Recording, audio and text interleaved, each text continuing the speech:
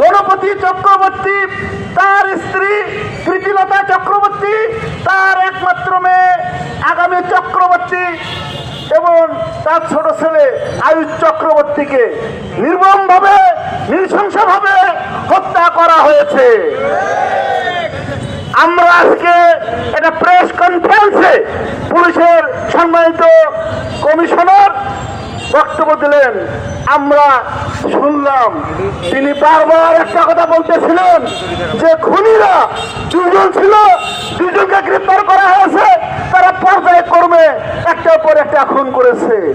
তার এই বারবার এই কথাতেই প্রশ্ন জেগে আসে যে ঘরের সঙ্গে ঘর, বাড়ির সঙ্গে বাড়ি, একজনকে হত্যা করতেছে, তার স্ত্রী সে দেখতেছে, চিল্লাচিল্লি করতেছে না, তার স্ত্রীকে হত্যা করতেছে, তার মেয়ে যুবতী মেয়ে শিক্ষিত মেয়ে সে চুপ করে দেখতেছে, চিল্লাচিল্লি করলো না।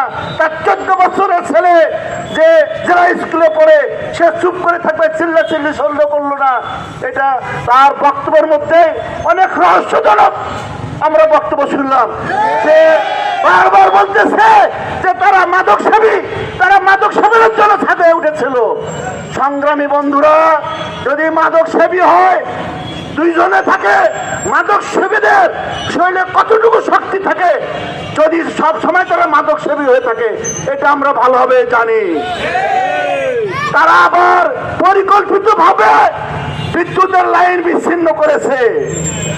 সবকিছু মিলিয়ে প্রমাণিত হয় যে এই হত্যা হঠাৎ করে সংগঠিত হয় নাই, পূর্ব পরিকল্পিত হবে এই হত্যাকাণ্ড সংগঠিত হয়েছে।